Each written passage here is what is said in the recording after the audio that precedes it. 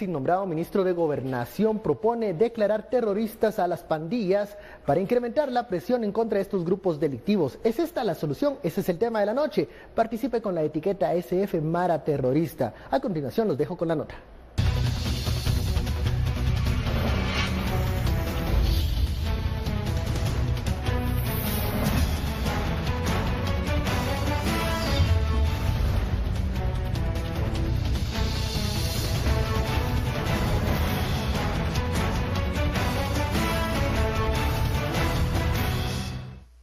El recién nombrado ministro de Gobernación solicitará al Congreso una reforma al Código Penal para que sean declaradas la Pandilla 18 y la Mara Salvatrucha como estructuras terroristas. Solicitarle a la Junta Directiva del Congreso de la República una reforma al Código Penal en la cual se tipifiquen a las estructuras criminales de la Mara Salvatrucha y la Mara 18 como organizaciones terroristas. Además, con el fin de prevenir hechos delincuenciales, los integrantes de estas pandillas se buscará que sean incluidos en la Oficina de Control de Activos Estadounidenses, OFAC, a través del Departamento del Tesoro de Estados Unidos. Estas son acciones que conducen a la búsqueda de la prevención del delito. Una propuesta de iniciativa de ley 5266 presentada por el diputado de Huehuetenango, Cornelio García, contempla estas acciones de reformar el decreto 1773 al Código Penal. El artículo tipifica los delitos contra el orden público y la tranquilidad social. No obstante, esta iniciativa duerme en el Congreso de la República.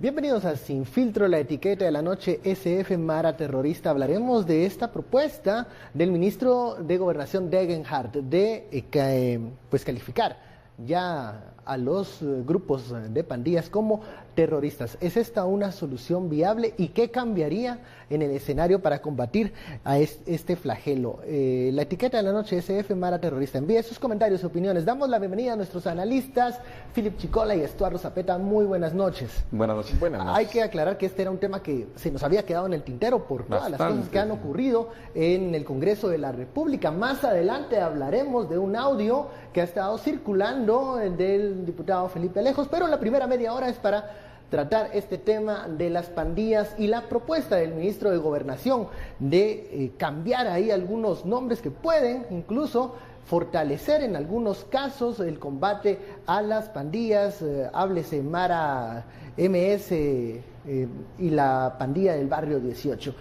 ¿Qué significa cambiar una palabra, cambiar esto de terroristas y calificar así a los grupos pandilleros? Estuardo.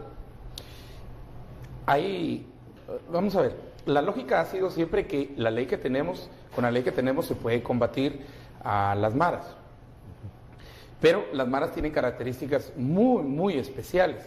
De hecho, yo tengo un par de ensayos con relación a cuáles son las características de las maras desde el punto de vista de la cultura organizacional y desde el punto de vista de organización, digamos, viéndolo como un antropólogo, no como un experto en seguridad, o no desde el punto de vista de la seguridad, sino desde el punto de vista de la organización.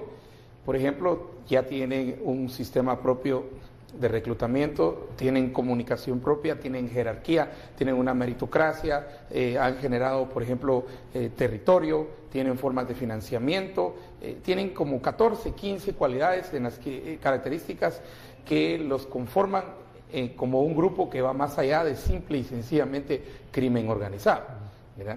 Entonces, la estructura totalmente. Pero la estructura tiene mucho más que simple y sencillamente tener un orden, una jerarquía, conseguir carros, ir a extorsionar y matar gente. Es más que eso, porque incluyen ya territorios, incluyen temas que aún van más allá del mismo narcotráfico, ¿verdad? Entonces yo creo que eso lo hay que tomar en cuenta. Segundo, si bien tenemos una ley contra el crimen organizado, y alguien podría decir, ese es crimen organizado, hay ciertos parámetros y ciertas limitaciones que la ley le da, por ejemplo, a Policía Nacional Civil.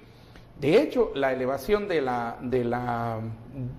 los mareros hacia niveles de terrorismo ya lo vuelve una situación no solamente muy focalizada a entes civiles, sino que lo vuelve un reto de Estado, lo vuelve una situación que trasciende el Estado y se vuelve un ataque entonces al Estado guatemalteco.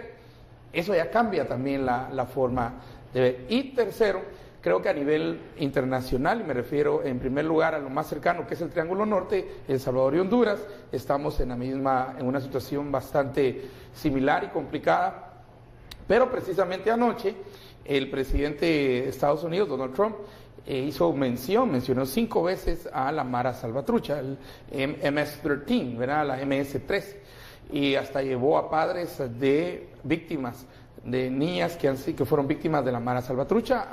Ya es un tema de seguridad. Ya es un tema totalmente. de seguridad. Entonces, no solamente, digamos, la seguridad es una cuestión que alguien puede decir, eso sí está para Policía Nacional Civil. Pero entonces se vuelve no solamente un tema de seguridad, sino que se vuelve también un tema de defensa. ¿Por qué? Porque cuando uno ve el recorrido de las maras, ¿verdad? Ese recorrido y ese fortalecimiento hacia el norte, también el paso por México. De hecho, México tendrá que incluirse en este proceso, sobre todo el sur de México, dentro de la conformación de las maras, con todas esas características que pues, uno puede ver que tienen.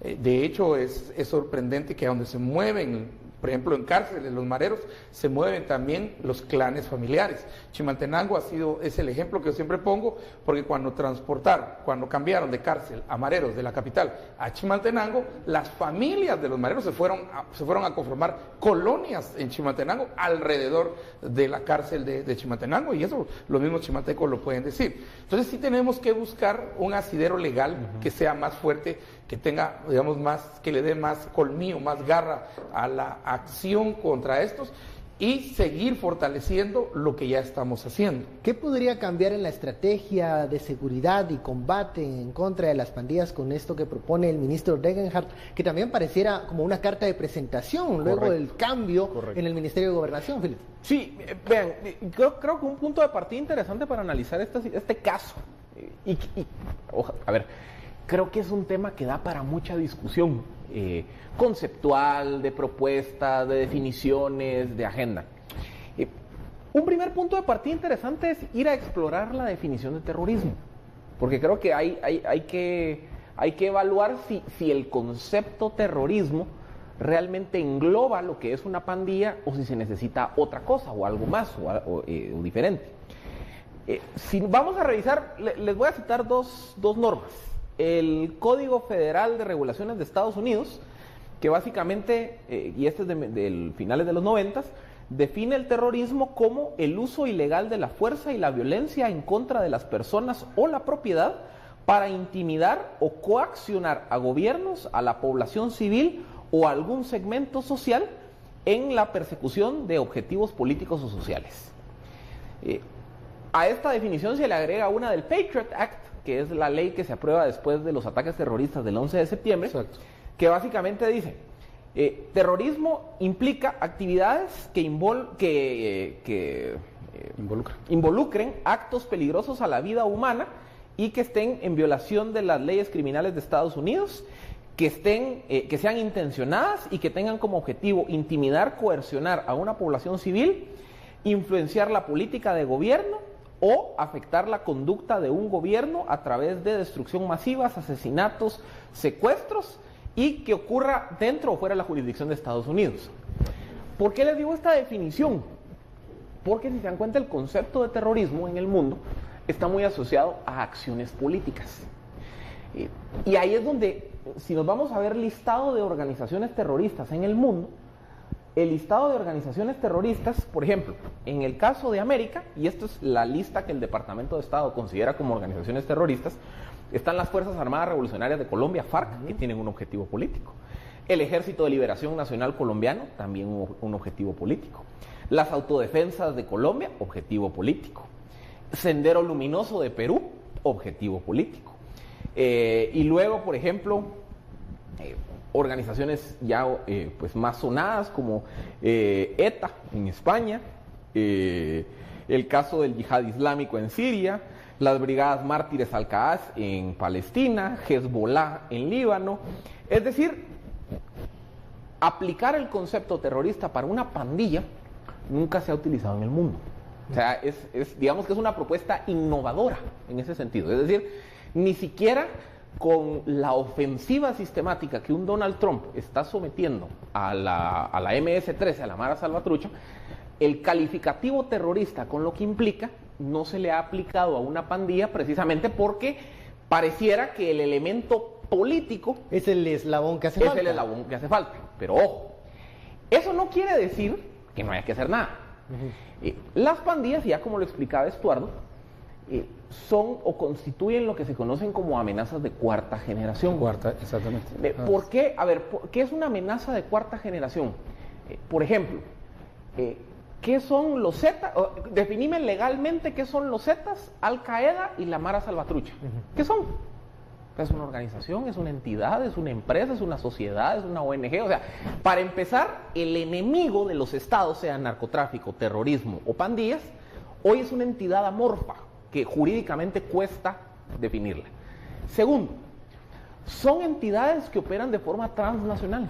O sea, yo encuentro Mara Salvatrucha desde Los Ángeles hasta allá en Costa La yo encuentro Zetas desde el sur de Estados Unidos. Bueno, Salvatrucha la tenés en España y en Italia, ¿verdad? Yo encuentro Zetas desde la frontera sur de Estados Unidos hasta ahora ya están llegando hasta Colombia. Yo encuentro, por ejemplo, a Al Qaeda o a ISIS en Siria, Turquía, Irak, etcétera, etcétera. O sea, son entidades que trascienden las fronteras. Tercero, tienen un poderío nunca antes visto. Por ejemplo, ¿cuál es el poder del narco? El poder económico. ¿Cuál es el poder de la pandilla? Lo que ya explicaba Estuardo. Organizacional. Ese elemento organizacional de cohesión que se genera entre los pandilleros. Las comunidades. Desarrollan un lenguaje común, desarrollan un modo de vida, etcétera, etcétera. Y el terrorismo es un tanto similar, es decir, son entidades, en el caso del terrorismo, sobre todo el terrorismo islámico, que es el más conocido, son entidades que apelan a objetivos escatológicos, que están muy asociados a objetivos de fe religiosa. En el caso, por ejemplo, de que les leí de Sendero Luminoso y de las organizaciones guerrilleras colombianas, es un objetivo político. Entonces, ¿qué me dice todo esto? Hoy los estados, en general, se están quedando sin las herramientas jurídicas de política pública para combatir terrorismo, narcotráfico y pandillas. Y pareciera que de los tres problemas siempre van un paso adelante estos. Correcto. Que todo crimen siempre va pasos adelante del Estado. Eso es. Entonces, digamos que el reto que se genera para atender cualquiera de los tres fenómenos es qué políticas se pueden desarrollar que permitan a los estados trascender en su capacidad para combatirlos. Entonces, por ejemplo, el narcotráfico.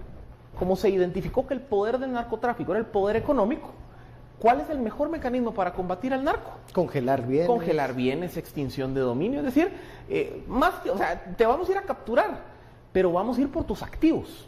A la raíz de lo que fortalece y alimenta pero lo que estabas diciendo, como no lo hemos visto en Guatemala y no lo hemos vivido en Guatemala, nosotros posiblemente, muchos, y veo los comentarios aquí, y dicen, no hombre, aunque tipifiquen de otra forma a la Mara, el delito, y aunque se declare terrorista, siempre van a ser, la batalla contra ellos parece bastante cuesta arriba y complicada.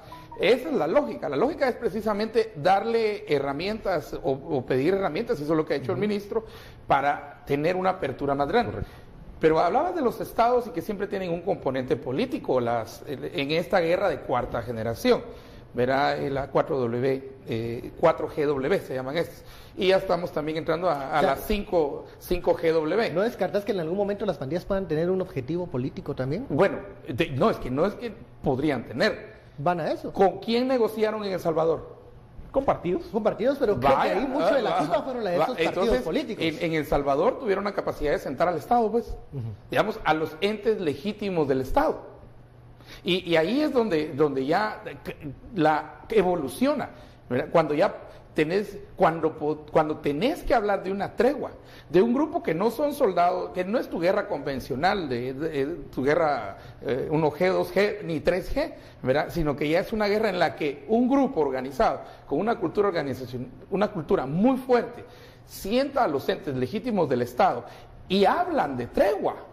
¿verdad? Y después de la tregua, pues si hay una baja en la criminalidad, pero esa tregua se quiebra. Es muy débil. Es muy débil. Entonces ya sentaron al Estado. Porque la tregua va condicionada a déjame meter tele en la cárcel, no persigas a mis hermanos. Pero cualquier cosa, pero sentaron al ente que toma esa decisión. ¿Ya? Y caso no es esa la lógica también con la cual se combate pues las armas que se tendrían para combatir el terrorismo. Entonces, aquí sí se ve el Estado, es un tipo de guerra muy diferente, es otra conceptualización de la guerra, no es de un Estado contra otro Estado, es de entes que son bastante para nosotros amorfos, para ellos muy bien organizados, contra los cuales el Estado deberá luchar. Yo haría solo una corrección a la propuesta del ministro. O sea, a mí el tema de aplicarles el concepto terrorista, yo utilizaría otra alternativa, y es que tanto el narcotráfico, las pandillas, como el terrorismo, o sea, que son tres fenómenos criminales distintos en sí mismos, pero los tres fenómenos se combaten con una misma herramienta. ¿Cuál es? Que es, a ver, y esto es bien cuestionable y aquí los garantistas liberales me van a tirar tomates, que es lo que se conoce como la doctrina jurídica del derecho penal del enemigo. ¿Qué es doctrina? Es la doctrina jurídica del derecho penal del enemigo. Básicamente, a ver, ¿qué es lo que, dice el derecho penal del enemigo? Que básicamente hay ciertos actos criminales que atentan contra la seguridad y la estabilidad del Estado.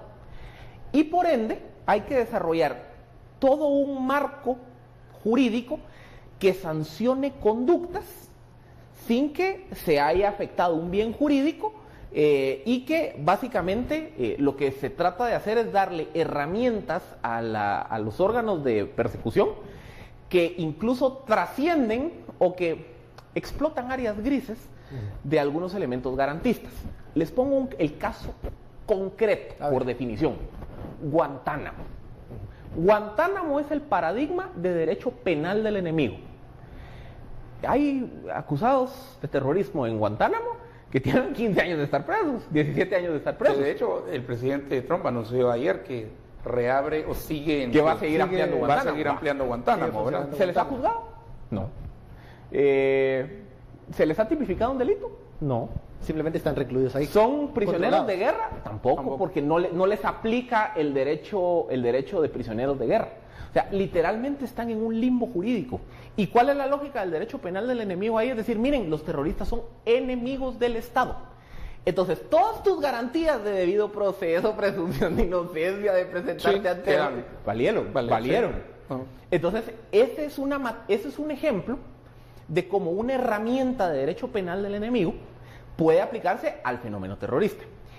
Para el caso de las pandillas, como les digo, yo sí entiendo los fenómenos diferentes, pero el caso de las pandillas, les pongo un caso que para mí, un ejemplo que sería de mucha utilidad en el país y que también muchos creo que me lo van a cuestionar. Bueno, y es, ¿qué pasa si reducimos la edad de inimputabilidad para quienes se les acuse de delito? Sí, pero primero tenés que hacer un cambio, tenés que hacer algunos cambios legales del enemigo. El derecho penal del enemigo es, si yo tengo un niño de 14 años y comete un asesinato, ¿delinquiendo? Pero lo hace él solito como un acto individual, pues se le aplica todo el marco jurídico de los menores en conflicto con la ley penal. Pero si pertenece a una estructura de pandillas, una escritura, aunque tengas 14 años, te juzgo como adulto. Es decir, yo le genero un vacío, una especie de zona especial o de mecanismo especial de juzgamiento por pertenecer a una pandilla. O sea, el asesinato yo lo voy a calificar de forma distinta y lo voy a procesar como un adulto porque es de una pandilla. Endureces el marco legal para los miembros de las pandillas. Exacto, esa es la lógica. ¿Cómo le das herramientas al Estado para que la pandilla la pueda perseguir sin dañar el resto del marco legal? Correcto. Para el resto de la sociedad? Y eso no lo tenemos ahorita. Vamos a la primera pausa de la noche. La etiqueta SF Mara Terrorista. Regresamos luego del corte.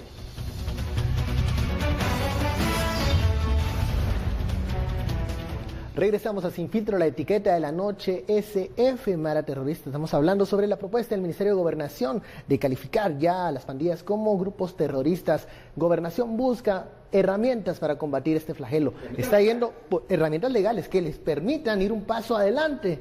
Estos grupos delictivos que ya hemos visto tienen una capacidad para mutar, para regenerarse incluso con todos los operativos que han habido en el último año. siguen golpeando a las familias de los guatemaltecos. Y esa es la propuesta de gobernación. Ahora, ya en el Congreso se había hablado de propuestas en el mismo sentido. Creo que cuando se presentaron estas iniciativas percibimos también mucho protagonismo mediático con el término de terroristas y pandillas. Incluso se presentan en momentos en donde habían ocurrido ya algunos incidentes violentos que implicaban a la pandilla del barrio 18. ¿Cómo separamos lo que puede ser mediático con aquellas herramientas técnicas, legales, que sí pueden servirle al Estado para perseguir a los pandilleros? Vamos a ver, la propuesta no es cambiar el sistema. La palabra terrorista no va a hacer que desaparezcan las pandillas, por arte de magia. Dos, lo que hay que fortalecer es el Estado. Pero vamos a ver, aquí, a partir de lo que tenemos en este momento, es qué tenemos y qué debemos hacer para fortalecerlo. El primer paso, y no es el único, es un cambio y una conceptualización bien diferenciada de qué es una mara. Posiblemente adelante salgan otros grupos. No sé, tenemos ahí por lo menos intentos de lanzamiento de un grupo que se llamaba Los Rojos, no sé qué, en Izabal. Luego la guerrilla, no sé qué, en Huehuetenango, que surgió, ¿verdad? Pero esos son como medias payasadas, ¿verdad? Estos no, pues, solo se medio armaron con unos fusiles viejos y tomaron una foto y se ponían un pasamontañas y ya decía que eran grupos, ¿verdad? Que iban a derrocar al gobierno y no sé qué más. No eran, en realidad uno los escuchaba y no tenían la fuerza, ni la organización, ni nada de eso. Ahora las maras sí la tienen. Y yo creo que aquí, aparte de solo la redefinición, ¿verdad?, y la reconceptualización de grupo terrorista, también hay fortalecimientos que no podemos echar en saco roto. Una cosa es todo el apoyo legal que se pueda tener. Y yo creo que Policía Nacional Civil, tanto en Guatemala, Policía Nacional Civil en El Salvador, Policía Nacional en Honduras, están teniendo el mismo reto y cada quien ha avanzado de manera diferente en este proceso. De hecho, en la reunión de fin de año en Antigua, donde estuvieron las tres PNCs, y tuve el honor de compartir precisamente estos temas con ellos y escuchar, ¿verdad? Uno se percata que en realidad hay bastante ya avanzado en tecnología, hay bastante avanzado ya en organización del gobierno, por ejemplo, para prevención, hay bastante avanzado en inteligencia, pero todavía hay ciertas restricciones legales que son complicadas. De la minoría de edad y de la imputación del delito es una de las cuestiones que siempre sale. Entonces, digamos, pero solo es uno, ¿verdad? Pero el Estado entonces no solo necesita fortalecerse, sino flexibilizarse en otros sentidos para llegar a esos lugares. Aquí hubo y hay que decirlo, hubo un programa que yo siempre lo he mencionado en tiempos precisamente del gobierno de la UNE, de Álvaro Colón, que se llamaba la Barrera de los 12, que era implementado por el Ministerio de Gobernación. Y este tiene una lógica diferente. Este no está ya haciendo delincuente al niño. Este no está haciendo delincuente a la patoja, al patojo, sino que empieza a trabajar, llega antes que las maras lleguen a reclutar patojos, llega a este programa y les pone actividades, tiene actividades que van diferenciando esto. Y en eso se va metiendo el mensaje de cuidado porque van a venir las maras. Esto fue aplicado mucho en la zona 18. Lástima que el programa ya no siguió, porque aquí esta sería una acción que con toda la fuerza que podría tener y el respaldo legal que podría tener el Estado, también el gobierno puede empezar programas muy fuertes en el área de la prevención. Hablar de maras no es hablar de qué vamos a hacer para castigar a las ya existentes, castigarlas. Esa es una parte del asunto, y ahí tendríamos que hablar de las cárceles también, que ese es otro tema que ya lo hemos debatido aquí muchas veces. Pero vamos un poco hacia antes de la conformación de la clica, antes de la conformación de la mara. Miren, las maras están reclutando niños entre 8 y 12 años, por eso el programa se llamaba La Barrera de los 12. A los 8 años, ya el niño empieza a ver en su alrededor y en su contexto de vivienda al marero. Y entonces el niño y la niña empieza a aspirar porque, digamos, está el marero y las novias del marero, amantes o lo que sean, y el niño de 8, 9, 10 años es un concepto aspiracional, empieza a decir a los 9, 10 años, yo quiero ser así. yo quiero ser como este. Y yo quiero, y es muy poderoso la instalación del concepto aspiracional en niños de 8, 9 y 10 años. Y es lo que quieren ser. Además de eso, es lo único que miran alrededor, ¿verdad? Y yo estoy hablando de por donde yo vivo, ¿verdad? El Limón, La Maya. Hoy precisamente hubo problemas en la zona 6, en Santa Faz, pero también está Lomas de Santa Faz en la zona 18, la Alameda, todos estos lugares. Y no estoy hablando del sur, ¿verdad? Lioto, Villanueva, todos, y ni Ciudad Quetzal. Entonces, aparte del cambio en la conceptualización de los grupos y clicas de maras, también sí tenemos que pensar qué vamos a hacer para, ahí sí que empezar a quitarle el agua al pez. Y esto significa que los programas de prevención hay que triplicarlos, cuadruplicarlos, hay que multiplicarlos por crear lo que sea. Modelos alternos de desarrollo. Pero dirigido a los niños y en relación a los niños, a los papás.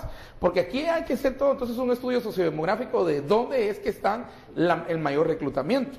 ¿De dónde saca el recurso humano la pandilla? Y que lo hace de forma tan exitosa. Porque más el recurso humano le permite entonces empezar a sacar el recurso económico.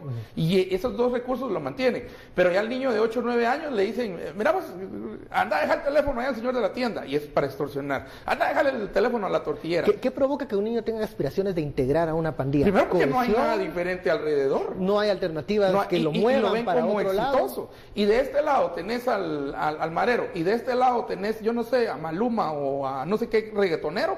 Entonces, su concepto, su mundo, es eso. Y ese menor probablemente vive en un entorno en donde hay desintegración familiar, no hay oportunidades, no hay una buena calidad de servicios públicos, particularmente educación, no hay espacios de recreación. O sea, los dos casos más exitosos que ha habido en el mundo de combate a las pandillas, Nueva York y Los Ángeles. Pero mira, de cómo empezar. Exacto. Ahí hay lógica bien sencilla. Si necesitas un policía, por ejemplo, 2 policías, pero no son suficientes, tenés 3. Mira el precio. Mira, y la seguridad es cara, entendámoslo. Es que también nosotros los guatemaltecos queremos seguridad, pero como que decimos, con el mínimo posible. Eso se llama eficiencia. Pero la seguridad es cara, la seguridad tenemos que pagar. Por eso les digo que cuando volteamos a ver los casos exitosos de combate a las pandillas, digamos que sí, hubo un componente importante punitivo, que es las armas de coerción que tiene el Estado contra el fenómeno criminal. Pero realmente en donde estuvo el éxito de Los Ángeles y de Nueva York fue precisamente en quitarle el agua al pez. O sea, no era tanto encerrar por 500 años o darle pena de muerte a los pandilleros, no. O sea, el éxito de las políticas de combate a la pandilla en estas dos ciudades es que las ciudades hicieron inversiones multimillonarias, que salió carísimo, en temas de recuperar espacios públicos, iluminar espacios públicos, garantizar presencia permanente de policía y fuerzas de seguridad en las zonas donde operaban las pandillas, garantizar que las pandillas no llegaran a las escuelas, y si había conatos de movimientos de pandillas adentro de escuelas, automáticamente eran desarticulados. Es decir, la verdadera solución estructural al fenómeno de las pandillas, en donde ha sido más exitoso, más que la intervención punitiva, fue un tema de cómo evitar que todos estos jóvenes potenciales pandilleros cayeran en manos de las pandillas. Entonces, por eso les digo, esa es la parte en donde sí, yo estoy de acuerdo que hay temas en donde hay que dotar al Estado de Guatemala de más herramientas legales para combatir el fenómeno, el tema de la inimputabilidad de menores. Otro que se me ocurre, aquí estoy pensando en voz alta, por ejemplo, allanamientos extraordinarios, extemporáneos, en el caso de delitos asociados con pandillas. Temas como, por ejemplo, reclusión de pandilleros en los centros de detención, porque el gran problema que hay es que si yo no empiezo a desarrollar cárceles específicas para pandilleros, siguen haciendo la feria que hemos estado viendo en el Boquerón, en Canadá. Y solo van a dar la vuelta a la cárcel. Y se vuelve ahí la sede central de los Pero por eso les digo, digamos que el poder punitivo del Estado va a ayudar. Pero si yo realmente quiero evitar que las pandillas sigan creciendo en el tiempo, la solución y fíjate que uno de los problemas que se observa, por ejemplo, en el área donde yo vivo, en la zona 18, que ojo, es el área más roja de todo Centroamérica, Y eso hay que ver el reporte reciente de ciudades peligrosas en el mundo. Nosotros, pues, desafortunadamente estamos en el top 10 de las ciudades peligrosas, ¿verdad? Y tiene que ver con el número aunque ha bajado la criminalidad, el número todavía sigue siendo alto para las mediciones de ciudades peligrosas. Pero una cosa que es interesante es también ver cómo los pandilleros saben que una de sus fuentes de agua dulce en este caso, y agua dulce entre comillas, son las escuelas, ¿ya? Entonces están buscando formas de incorporarse a las escuelas, y aquí es donde los programas, ¿verdad? Donde los programas de por ejemplo, PNC, de prevención, las ONGs que estén trabajando ahí, las iglesias, hay muchos componentes sociales, el COCODE, el COMUDE, hay muchos componentes de organización social que tienen que empezar no solamente a unirse, sino a activar y generar esa gran barrera, así ese muro de contención para proteger a los niños. Porque una vez se meten a las escuelas, olvídense, cuesta mucho sacarlos, ¿verdad? Y entonces ya un niño jala a otro y otro niño jala a otro y empieza una cadena que después es bien complicado quitarla. Y yo creo que hay que ver también casos exitosos. Uno de los casos exitosos que estabas hablando pasó algo que ya ha sido estudiado, y es que los policías que llegaban a los lugares que vos decís, por ejemplo Nueva York, y empezaban a conocer a la gente de la comunidad, sabían dónde vivía, sabían el nombre de las personas, sabían el nombre de los niños. Creaban lazos de confianza. Exacto, de confianza y de comunicación. Eso, al mismo tiempo que genera confianza, te genera inteligencia. A ver, el diputado Leonel Lira nos envía un mensaje con la etiqueta SF Mara Terrorista, nos dice que es necesario aprobar la modificación de la ley Pina, que es endurecer penas para los menores de edad que integran pandillas. Y él ha propuesto esto, sin reducir la edad de imputabilidad. Ahí está, es exactamente lo que hablamos. Es, otra vez, ni menor de 14 años, cometiste un asesinato aislado, te aplica Pina, que te aplica todo el marco de menores en conflicto con la ley penal. Pero menor de 14 años, que sos parte de una pandilla y cometiste un asesinato, te juzgo como mayor. O sea, se hace una excepción a la norma.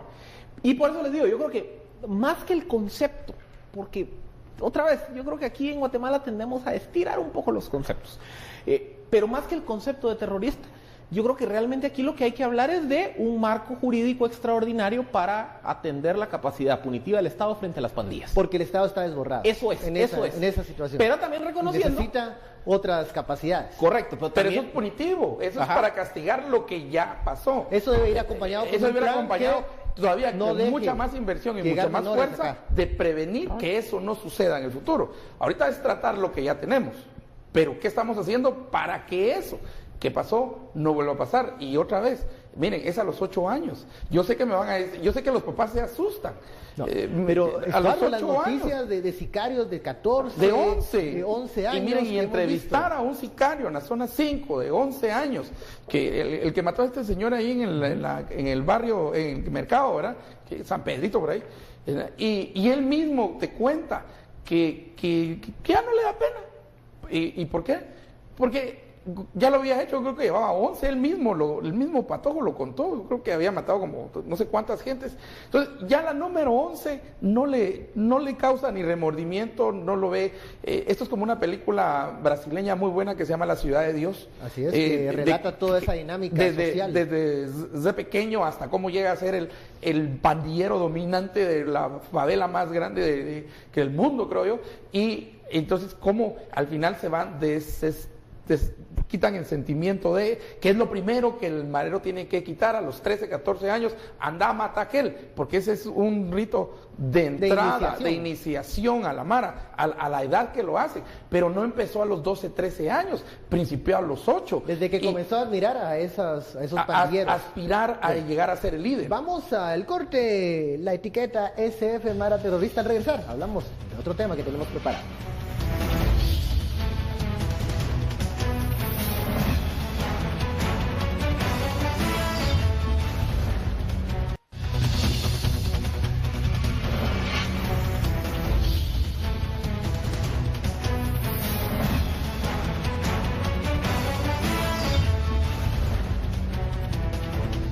Continuamos en Sin Filtro, la etiqueta de la noche SF Mara Terrorista. Estamos hablando de esta propuesta del Ministerio de Gobernación, pero también profundizando en herramientas que le permitan al Estado combatir a estos grupos.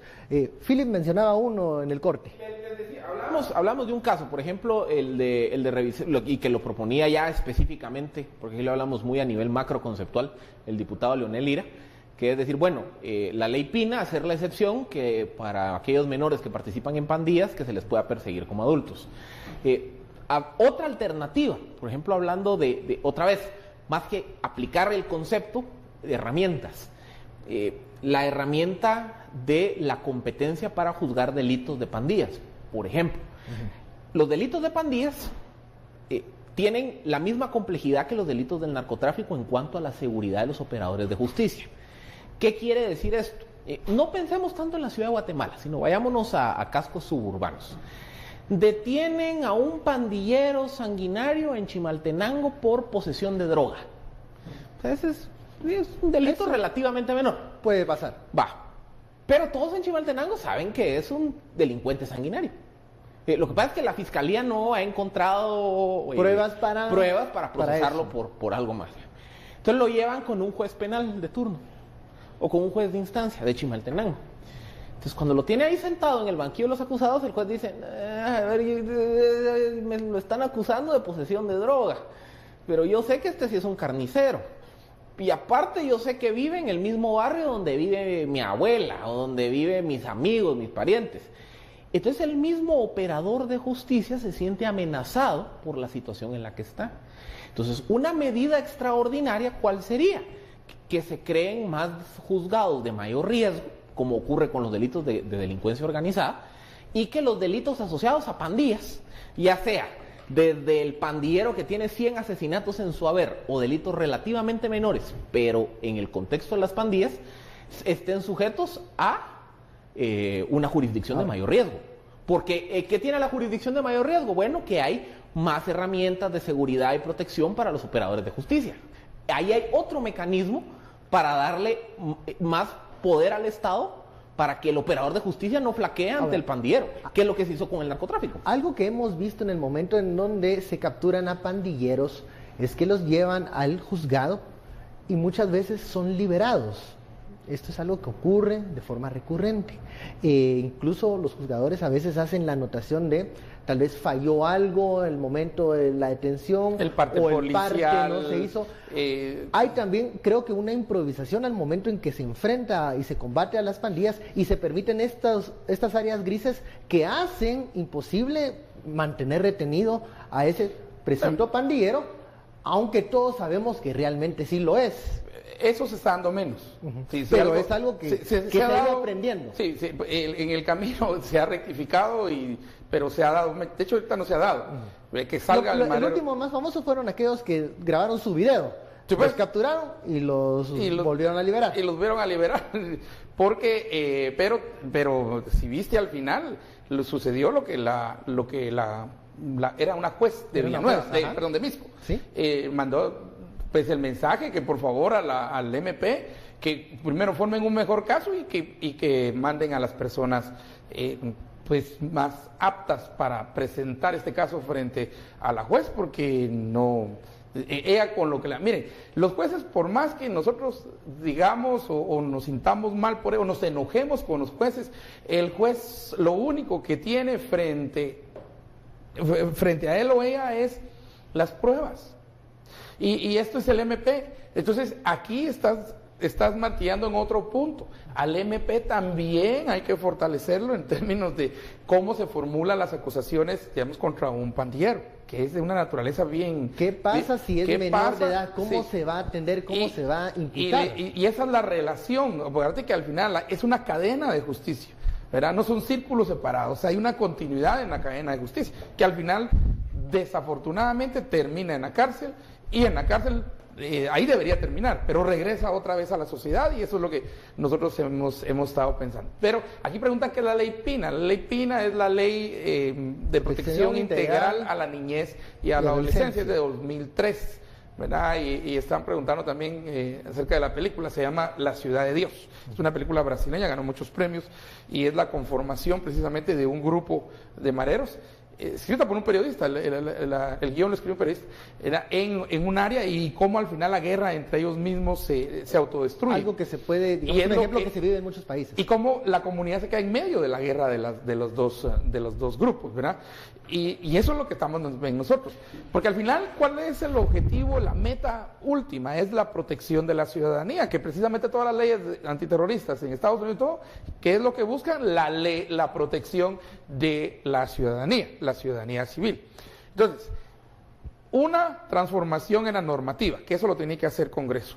Una mejor preparación del MP, ¿verdad? Una reconformación de las cárceles, pero ante todo eso, con un gran esfuerzo, pero un enorme esfuerzo del muro de protección para la prevención. Y de eso sobre la base de la inteligencia, sobre la base de esa información constante que va saliendo. Y esa información pues proviene muchas veces de la ciudadanía misma. Y yo siempre he puesto el ejemplo, ¿verdad? Que si uno llega yo porque lo he hecho, ¿verdad? Como investigador social, uno llega a la comunidad y le pregunta al señor de Pinchazo que si lo extorsionan, él te va a decir que no. Por lo que decís, Felipe. Por el miedo que tiene. Vale. Pero si yo le pregunto al de la barrotería, ¿verdad? Que si lo extorsionan, no. Pero fíjese que al señor del Pinchazo sí. Y entonces cuando empezás a cruzar información en los niveles de triangulación o más de información, te percatás que todos están siendo extorsionados, pero nadie se atreve a decir. Ahora, del otro sí, o de la tortillera. O lo que hablábamos acá, Estuardo, que era en el programa Escuelas Abiertas, en donde llegaban muchos adolescentes y menores y familias. Ahí también era un espacio de convivencia, pero también de mucho intercambio de información. Recreación, pero también había mucha información. Y pasa algo muy interesante. Recuerden que al final en las ciencias sociales la observación es un método primo. Entonces las autoridades empiezan a observar. Y y yo solo para ponerle un ejemplo de PNC, hubo un policía cuando estuvimos trabajando ya con el finado don Rafael Icardí, que al final lo mataron los mareros en la zona 18, que hizo un trabajo formidable. Era un oficial de apellido Botero.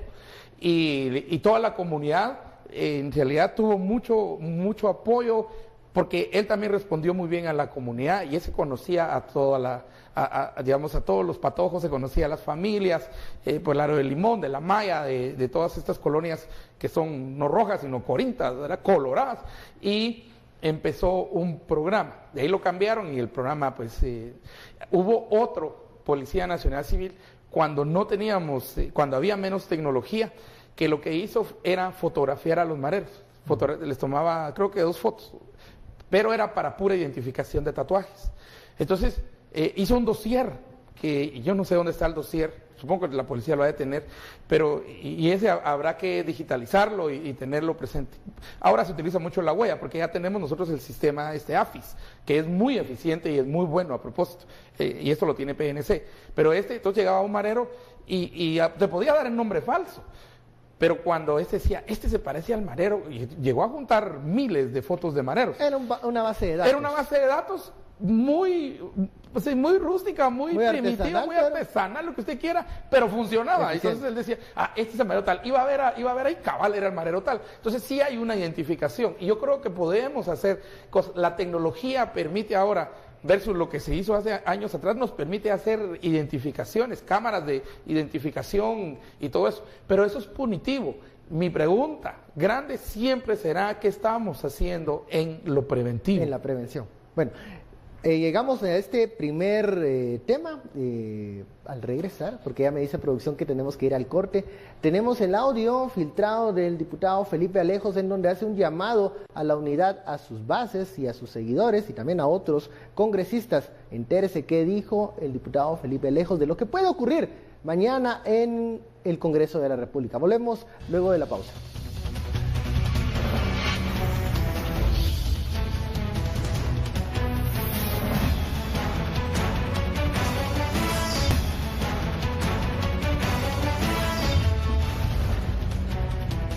Regresamos a Sin Filtro y como les dije antes de la pausa, aquí está el audio filtrado del diputado Felipe Alejos. Escuchemos. Buenas noches, jóvenes. El día de mañana es un día histórico importante para todos nosotros. Avísenle a todos los miembros de su bancada que por favor lleven una corbata azul. Todos llevemos corbata azul. Yo hablé con los independientes. Todos avísenle a sus bancadas que lleven corbata azul. Va a haber presencia de muchas personas que se están manifestando a favor de nosotros, en contra del pacto de corruptos y de la tiranía que ya sabemos. Entonces el día de mañana es un día importante, que en nombre de Dios vamos a salir victoriosos, a pesar que nos quieran pisar y hacer todo lo que nos quieran hacer. Ahorita terminamos de contar los votos, todavía sumamos un parito más, no voy a decir el número por esta vía, pero estamos a toda madre. Las declaraciones de Felipe Lejos están a toda madre, dice.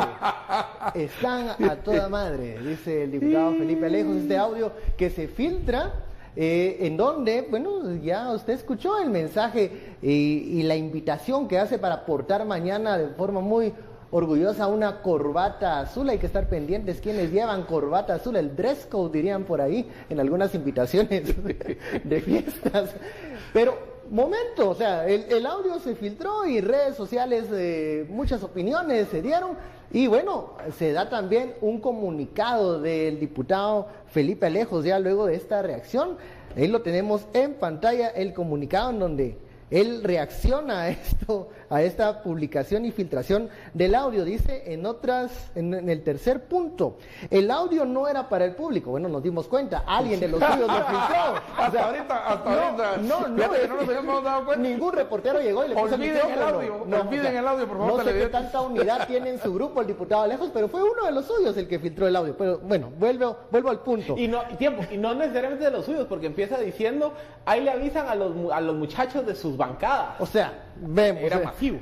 El audio dice el diputado Lejos, no era para el público, se filtró, pero expresa lo que pienso. Mañana debe triunfar la democracia y ratificar la decisión soberana que el Congreso ya había aprobado. No vamos a tolerar intimidaciones ni amenazas de nadie. Así lo dice el punto tercero de este comunicado que, bueno, tuvo que publicar el diputado Lejos luego de que le filtraran el audio en donde dice que están a toda madre y que, repito lo que él dijo, nos quieren pisar.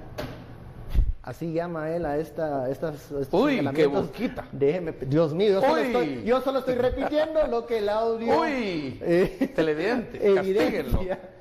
¿Qué va a pasar mañana a las 3, Estuardo, por favor, antes de que me castigues? ¿Qué va a pasar mañana? No tengo bola no vas a aportar corbata azul, eso seguro.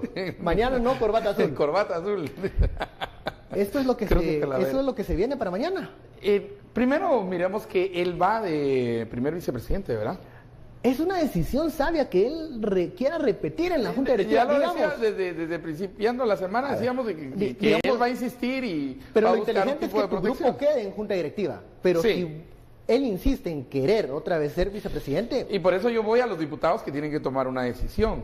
¿Ya? Tienen que tomar una decisión de cuál de los dos podría causarle mejor daño. Porque no va a ser que las planillas también están, que la otra es impoluta pero le creemos a Felipe Lejos que ya tiene los votos necesarios. Porque él así lo dice en su mensaje. Yo te voy a robar un comentario, que hiciste antes de empezar el programa.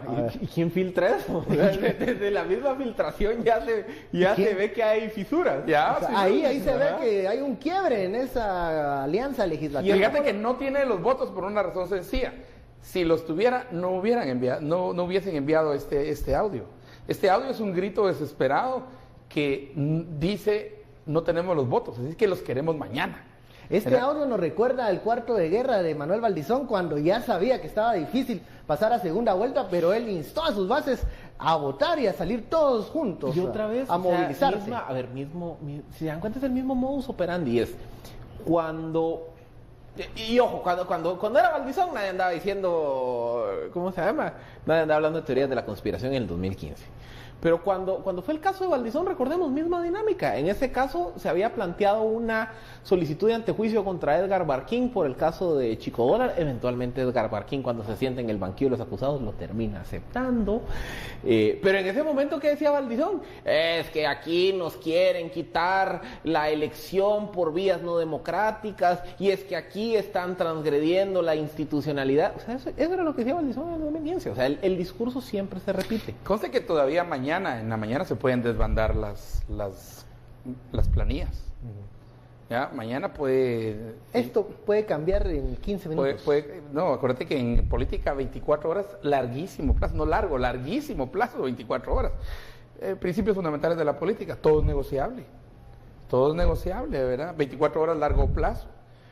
Elige bien a tus enemigos, no vaya a ser que los necesites de aliados. Y elige bien a tus aliados, no vaya a ser que se conviertan en tus enemigos. No cierren puertas, no quemen naves. Sí, y ahí está todas las reglas, pero este está quebrantando todas las reglas de la política.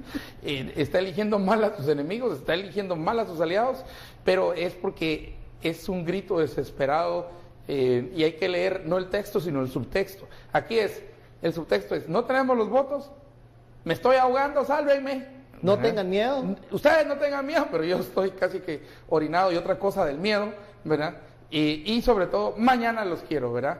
No estoy seguro que tenga muchísima voz de mando, en todo caso fue negociador del anterior, pero esta va a estar interesante. Los votos creo que ahorita los están negociando en estos momentos y toda la noche van a pasar negociando y mañana por la mañana van a pasar negociando votos. Si tuviese los votos, no hay necesidad de audio, ni llamar a nada, ni de encorbatar a nadie, ¿verdad? La primera elección de junta directiva, cuando sentimos ya estaban amarrados, fueron los votos, se juntaron, votaron, la eligieron y nadie dijo nada. Y estoy seguro. Y eso fue como en 3 horas. Y estoy seguro, bueno, vemos en este mensaje cómo evoluciona la figura de Felipe Alejos como un negociador en la primera fase de la junta directiva. Yo creo más eficiente, más perfil bajo, más silencioso. Y ahora que uno de los suyos filtre este audio, quiere decir que la misma figura de Felipe Alejos ha perdido esos quilates que tenía en su momento, en aquel 13 de enero. Dale vuelta a la luna, porque siempre hay que ver el lado oscuro de la luna. Ahorita que tenemos luna azul, luna roja, luna verde, todos los colores. La luna más grande, la superluna y la luna de Xelajú, ¿verdad? Entonces, ¿y qué tal si fue el mismo Alejos quien filtró el audio? ¿Ya se pusieron a pensar eso, televidentes? ¿Qué tal si él sabía y alguien le dijo, graba esto y lo vamos a filtrar en las redes? Porque al final el público al que le está hablando en realidad no somos nosotros.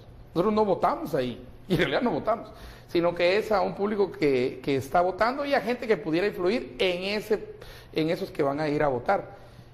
Porque, la lógica es, aquí es como, vino un alacrán y filtró el audio en redes sociales. Sí, ¿qué tal si el alacrán es filipao? ¿Pero cuál objetivo podría obtener o ganancia filipao? Mandar el mensaje, enviar el mensaje.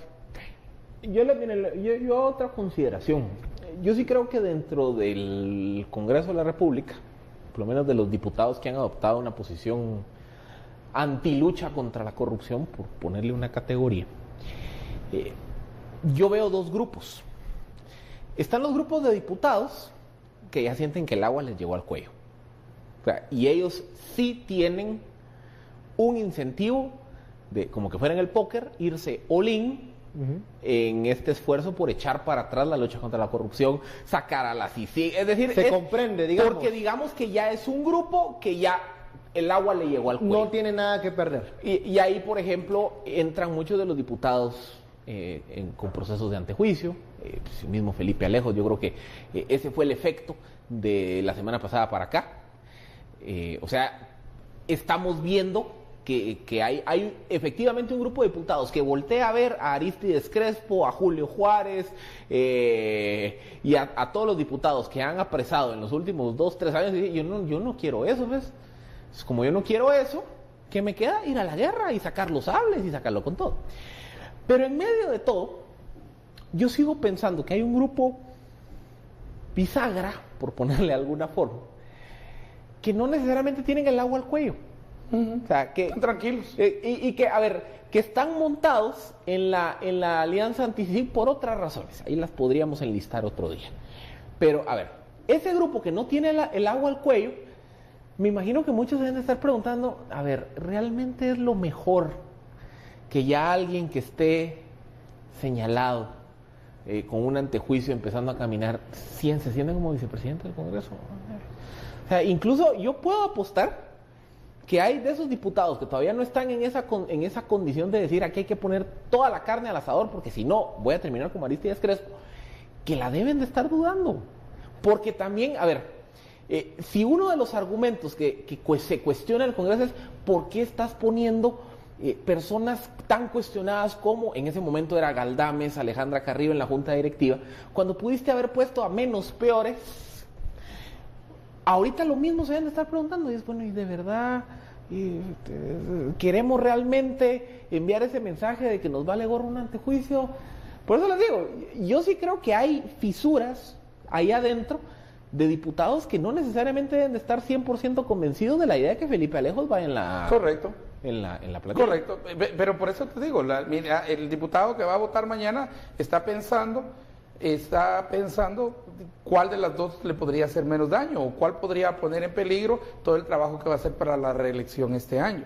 Porque el trabajo para ser reelecto diputado, digamos, yo sé que ya estuvo dos años atrás, 16 y 17, pero el verdadero trabajo, ya el de consolidación de las bases para la reelección, es este año.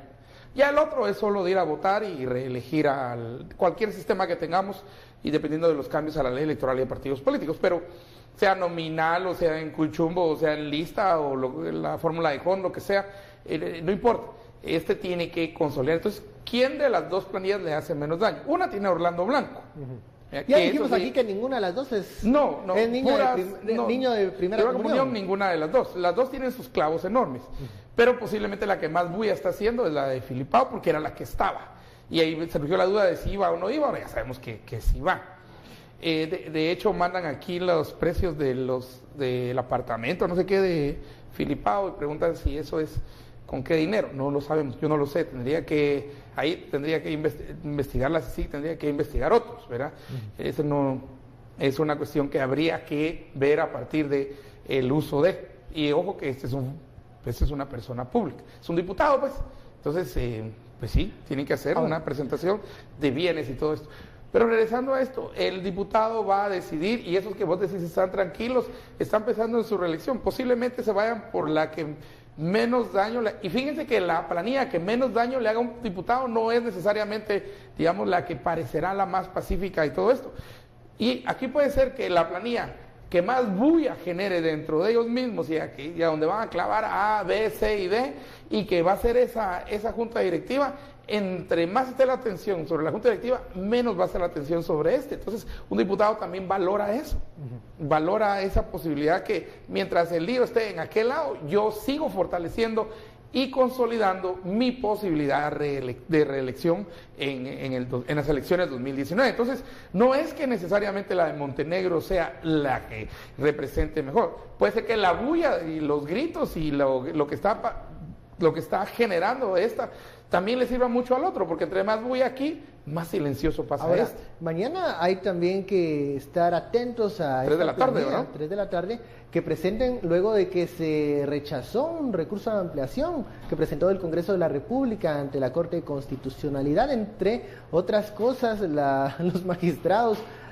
hacen unas observaciones de lo que resolvieron que pudiese complicar aún más las planillas, la junta directiva, incluso las presidencias de comisiones. Philip, yo sé que ya se nos está terminando el tiempo, pero demos un adelanto de lo que puede pasar mañana. Básicamente, miren, en esa ampliación de criterio que emitió hoy la Corte de Constitucionalidad, dice algo así como, mire, es cierto, había un periodo de gracia de 30 días en donde el diputado se podía cambiar de bloque, porque ahora que está prohibido, y se iba a reconocer a esos bloques.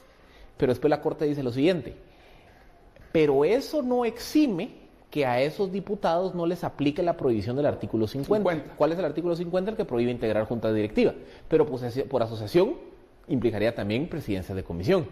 Entonces, la Corte, digamos, es un tema que no se le ha puesto mucha atención.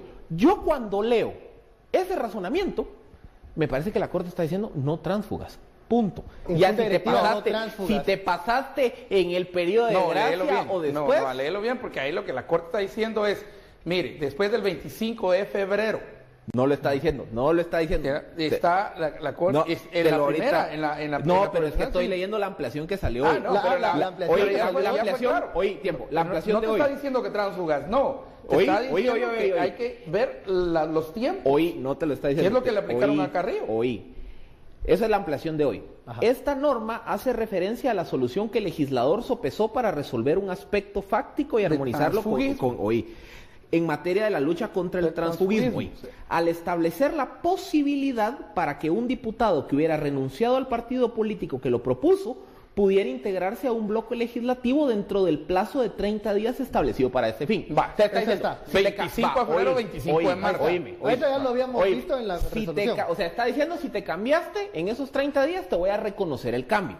Pero después dice que la ley no dice... Sin expresar que al realizarse un traslado de bloque legislativo, les exima de la prohibición que ese mismo decreto incorporó al artículo 50. Eso se llama Carrillo. Porque ellas... No, porque te está diciendo que incluso el tránsfuga hacia adelante le aplica el artículo 50. Yo, en esos 30 días, yo te voy a reconocer que te cambiaste de bancada, pero el legislador no estableció que haberte cambiado de bancada en esos 30 días no le te eximía de las prohibiciones. Carrillo, eso fue lo que le aplicaron a Carrillo. Oí otra vez, perdón, oí bien. Eso fue, y por eso es que no aplica a los otros tres, porque fue contra 4. Oí la diferencia. Es que ahí está la impresión que va a ser polémica para mañana. La posibilidad para que un diputado que hubiese renunciado al partido político que lo propuso pudiera integrarse a un bloque legislativo dentro del plazo de 30 días establecido para ese fin, sin expresar que al realizarse un traslado de bloque legislativo se les exima de la prohibición que ese mismo decreto incorporó al artículo 50. Lo que está diciendo es, el artículo transitorio permitía el cambio, pero no hay un artículo transitorio que diga, si te cambiaste, no te aplica la prohibición. Entonces, ¿la Corte qué está diciendo? La Corte está diciendo, te voy a reconocer que te cambiaste de otro bloque, pero la prohibición te aplica. Eso va a generar una polémica. Entonces mañana se está contradiciendo la Corte, porque en el anterior, lo de Carrillo, Galdames, y los otros, voy a hacer como la Corte de Constitucionalidad. Se terminó el tiempo. Seguimos mañana. Esto va a estar muy interesante en el Pleno del Congreso, porque la Corte está desarrollando, ampliando algo que va a estar muy interesante. Feliz noche, nos vemos mañana.